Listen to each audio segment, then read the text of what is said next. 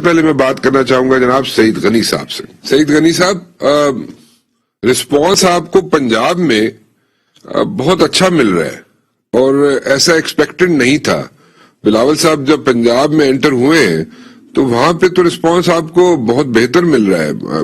Expectations ور کہ شاید آپ کو سندھ سے باہر جب آپ نکلیں تو آپ کو وہ رسپانس نہ ملے پنجاب میں جو سندھ میں مل رہا تھا. What exactly is happening? Party پچھلے عرصے میں دیکھے جائے، کچھ عرصہ پہلے اگر دیکھیں، ہم تھوڑا عرصہ پہلے چلے جائیں، پیچھے چلے جائیں، تو اس میں ہمیں پارٹی کی ایگزسٹنس بڑی کوئی ڈالڈرمز میں نظر آ رہی تھی، بٹ سڈنلی بڑی چینجز آئی ہیں. کیا ہوا کیا؟ دیکھیں، ایک تو میرا خیال ہے کہ اس وقت پاکستان کے لوگوں کے جو مسائل ہیں وہ سب ایک جیسے ہی ہیں، اور جن لوگوں نے پی ٹی آئی سے امیدیں باندھ کر کچھ لوگوں نے ووٹ دیا، کچھ ویسے ہی سارا کام ہو گیا تھا، تو جب وہ نا امید ہوئے ہیں اور پھر ایک موازنہ ان کے پاس ہے کہ 2008 سے 13 تک پیپلز پارٹی تھی، پھر 13 سے 18 تک پی ایم ایل این تھی، پھر 18 سے آنورڈ جو ہے وہ پی ٹی آئی ہے. تو ان تینوں ادوار میں وہ کون سی حکومت تھی جس نے اس ملک کے غریبوں، مزدوروں، کسانوں کے لیے بہتر کام کیا ہے؟ تو میرا خیال ہے کہ اگر آپ سارا ڈیٹا اٹھا کر بھی دیکھیں گے تو عام آدمی جو بیچارہ زندگی گزارا ہوتا ہے اس کو بھی پتہ چل جاتا ہے کہ کس دور میں ان کے حالات بہتر تھے. تو پیپلز پارٹی آپ کو بہت بہتر نظر آئے گی دیگر دونوں جماعتوں کے مقابلے میں. میں سمجھتا ہوں ایک تو یہ بڑی وجہ ہے. دوسری وجہ غالباً بلاول بھٹو زرداری صاحب کی جو ایک ان کا جو جوش ہے، جو ایک نوجوان لیڈر کی صورت میں سامنے آئے ہیں، اور یہ میں سمجھتا ہوں کہ بلاول بھٹو زرداری صاحب ہی ہیں جو اتنی لمبی کمپینز کرتے رہے ہیں. کشمیر کا الیکشن ہو، جی بی کا الیکشن ہو، 2018 کا الیکشن ہو، یا ایون یہ لانگ مارچ ہو، پاکستان کی تاریخ میں کبھی نہیں ہوا کہ 2000 کلومیٹر کوئی لیڈر جو ہے وہ بائی روڈ ٹریول کرے، 10 دن لگائے اور اسلام آباد تک پہنچے. تو اتنی جو کمٹمنٹ دکھاتے ہیں، پھر عوام کی بات کرتے ہیں، جو میسیجنگ ہے وہ بڑی کلیئر ہے، بڑی اسٹریٹ ہے. تو میں سمجھتا ہوں کہ لوگ اس کو سمجھ بھی رہے ہیں اور اس کو وہ بائی کر رہے ہیں، اور اسی لیے جو ہے شاید بلاول بھٹو زرداری صاحب کو رسپانس مل رہا ہے جس کی ہمیں توقع تھی. اور خاص طور پہ وہ تجزیہ نگار، وہ سیاسی جماعتیں بڑی پریشان ہیں جو یہ سمجھ رہے تھے کہ شاید پیپلز پارٹی جو ہے وہ پنجاب سے فارغ ہو گئی ہے. اچھا، تو تھوڑا سا آگے چلتے ہیں. وین یو انٹر پنڈی اسلام آباد، بلاول صاحب آتے ہیں پنڈی اسلام آباد آتے ہیں، تو وہاں پہ آپ کا جو اسکیجول ہے، جو مجھے سمجھ آتی ہے، جو پریپریشنز ہیں آپ کی، وہ ریلی تک ہیں. پڑاؤ ڈالنے کی ایز سچ نظر نہیں آتی پریپریشنز. کیا آپ لوگ یہاں پہ ایٹ دا 11th آور کوئی اپنی اسٹریٹجی چینج کریں گے، کوئی پڑاؤ ڈالیں گے اسلام آباد میں آ کے بیٹھیں گے، دھرنا دیں گے، یا you will come over here, you will make the speeches and you go back? دیکھیں، ابھی تک تو جو ڈیسیشن ہوا تھا، جس کو اناؤنس بھی کیا، وہ تو یہ تھا کہ ہم کراچی سے نکلیں گے، مختلف ڈسٹرکٹ سے گزرتے ہوئے اسلام آباد آئیں گے، اور وہاں پر بھی اپنا پیسفلی جو ہم ڈسپرس ہو جائیں گے تقریر کرنے کے بعد. اور بلاول صاحب نے یہ کہا تھا کہ جو لڑائی میں سڑکوں سے شروع کر رہا ہوں اس حکومت کے خلاف، اسلام آباد پہنچنے کے بعد اس لڑائی کو میں پارلیمنٹ میں لے کر جاؤں گا، اور پارلیمنٹ میں پھر ہم اپنی لڑائی جو آگے بڑھائیں گے. لیکن اب یہ ڈپینڈ کرتا ہے کیونکہ بڑی تیزی سے ڈیولپمنٹس ہو رہی ہیں. ہم جب اسلام آباد پہنچیں گے تو وہاں کیا صورتحال بنتی ہے، حالات کیا تقاضا کرتے ہیں، تو وہ تو اس وقت فیصلہ ہو جائے گا. لیکن فی الحال تو یہی ڈیسیشن تھا کہ اسلام آباد جائیں گے، اور اس کے بعد پارلیمنٹ کے اندر جو ہے وہ آپ کو پتا ہے کہ کیا کیا ڈیولپمنٹس ہو رہی ہیں، تو وہ پارلیمنٹ کے اندر کی لڑائی ہے. Okay, so you'll disperse from here and you will take the fight in the parliament. This is what you're saying, right? جی. اچھا، the next question is کہ اگر دیکھا جائے، اگر کیلکولیشنز کی جائے اور اگر کانسٹیٹیوشن کو ذرا سامنے رکھا جائے تو سمجھ یہ آتی ہے کہ اگر آپ کے لیے سیف بیٹ جو بنے گی اپوزیشن کے لیے، وہ بنتی ہے اسپیکر نیشنل اسمبلی کے خلاف نو کانفیڈنس لانا. So will you go for the speaker national assembly, جیسے کہ آپ کے پارٹی کے لوگ کہہ رہے ہیں، خورشید شاہ صاحب بھی کہہ رہے ہیں، سب لوگ کہہ رہے ہیں کہ 8-9 تاریخ کو آپ لوگ لے کے آئیں گے no confidence against the speaker. کیا اس میں بھی کوئی at the 11th our changes آ سکتی ہیں کہ جناب instead of going for the speaker you go for the prime minister? دونوں آپشنز ہیں صاحب، جو ابھی تک جس پہ بات ہوئی ہے، دونوں آپشنز ہیں. اور بیسیکلی دیکھیں، الٹیمیٹ ٹارگیٹ تو یہ کہ پرائم منسٹر کو نکالنا ہے. اسپیکر کو نکالنا ٹھیک ہے، ایک پارٹ آف دا پلان تو ضرور ہو سکتا ہے، لیکن الٹیمیٹلی پرائم منسٹر کو نکالنا ہے تاکہ اس ملک کے لوگوں کی جان چھڑائی جا سکے. جو حالات اس ملک کے بن گئے ہیں ان حالات کو ٹھیک کرنے کی کوشش کی جا سکے. لیکن ابھی یہ کہنا ذرا پہلے قبل از وقت ہوگا کہ پہلے کیا ہوگا بعد میں کیا ہوگا. لیکن خورشید شاہ صاحب جو کہہ رہے ہیں وہ تو کہہ رہے ہیں 8-9 تاریخ کو اسپیکر کے خلاف نو کانفیڈنس آ سکتی ہے. جی وہ میں نے بھی سنا ہے, انہوں نے کہا ہے, لیکن اب ہو سکتا ہے کیونکہ میں ابھی اس وقت کراچی میں ہوں, کوئی اس قسم کی ڈسکشنز ہوئے, لیکن چونکہ بڑا ریگولر کوآرڈینیشن ہے تمام لیڈرز کے درمیان, تو وہ پھر اس میں فائنلی جو بھی ڈیسائیڈ کریں گے وہ ہو جائے گا. لیکن میں نے کہا نا کہ دونوں چیزیں ممکن ہیں. کیا یہ ریزن تو نہیں ہے کہ پہلے آپ اسپیکر کی طرف اس لیے جانا چاہتے ہیں کہ یہ ریزن تو نہیں ہے کہ آپ پلس بھی چیک کرنا چاہتے ہیں ان پی ٹی آئی کے ممبران کی جو ہو سکتا ہے پروبیبلی رپورٹڈلی آپ کے ساتھ چلیں اور ان پہ ڈیفیکشن کلاز بھی لگ جائے؟ دیکھیں میں جتنا سمجھتا ہوں نا جی کانسٹیٹیوشن کو, یہ بڑی انٹرسٹنگ سچویشن ہے.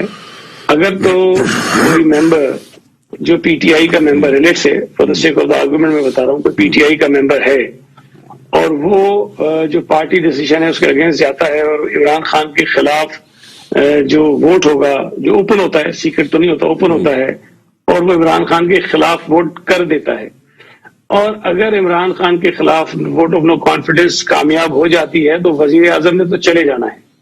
اب اس کے بعد جو ہے وہ پارٹی اس ممبر کے خلاف الیکشن کمیشن کو لکھ کے اس کو ڈی سیٹ کرا سکتی ہے. اب اگر وزیر اعظم چلا ہی جائے گا اور پھر اس کے بعد نئے الیکشن ہی ہو جائیں گے تو پھر آئی ڈونٹ تھنک کہ جو ڈی سیٹ ہے وہ کوئی میٹر کرتا ہے, وہ پھر اتنا بڑا مسئلہ نہیں ہے. تو یہ میرا نہیں خیال ہے کہ اتنا کوئی بڑا ایشو ہوگا یہ. اوکے ٹھیک ہے.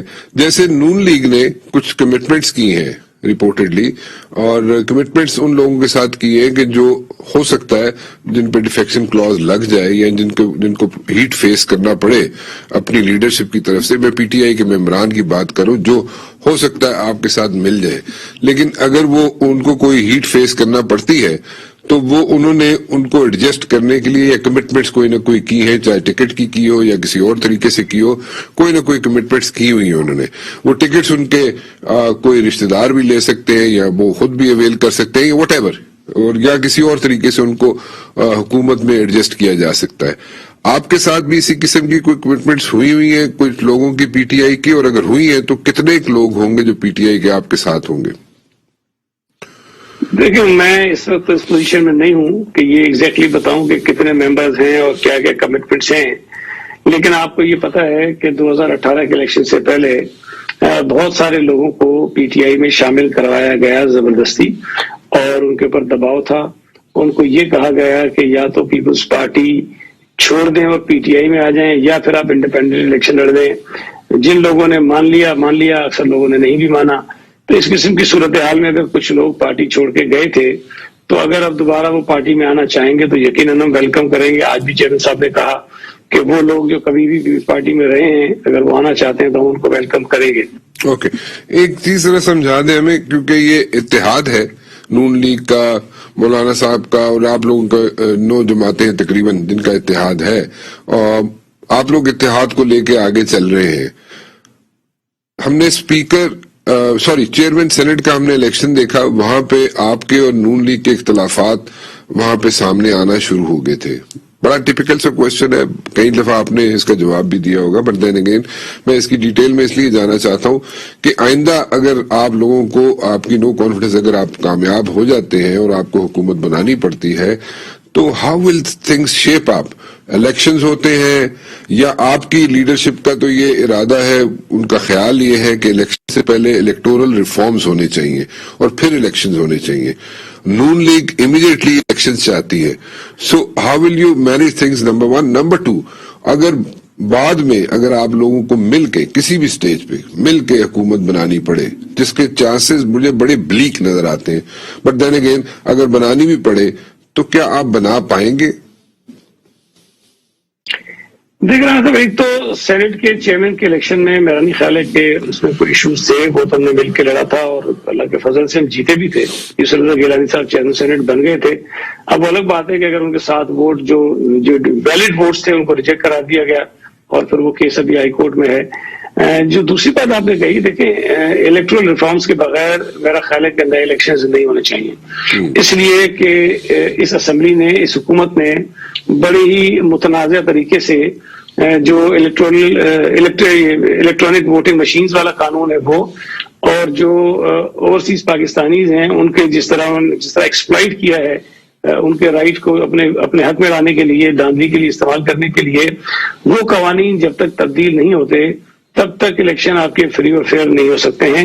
آپ کو فری اینڈ فیئر الیکشن کرانے کے لیے کم از کم ان 2 قوانین کو تو ضرور امینڈ کرنا ہوگا۔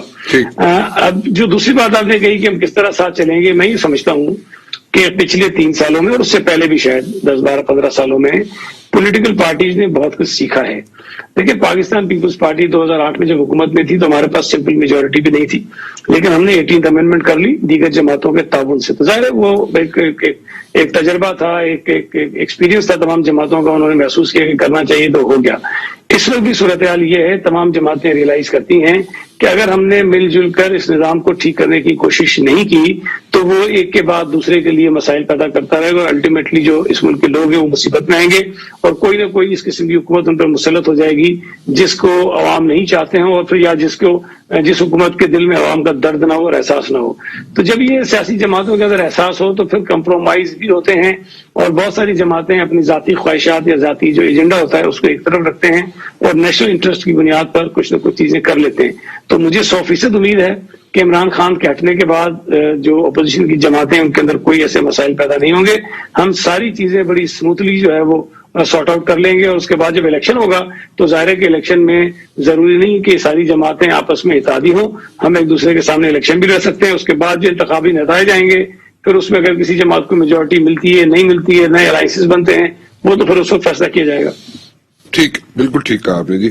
خیر any ways G, let's see آپ اسلام آباد میں کتنا یہاں پہ لوگ اکٹھے کر سکتے ہیں اور اس کا کیا امپیکٹ کیا پڑتا ہے گورنمنٹ پہ، اس کو ہم دیکھنا چاہتے ہیں آئندہ آنے والے دنوں میں۔ Thank you very much for talking to me Syed Ghani صاحب، it's always a pleasure to have you on my show.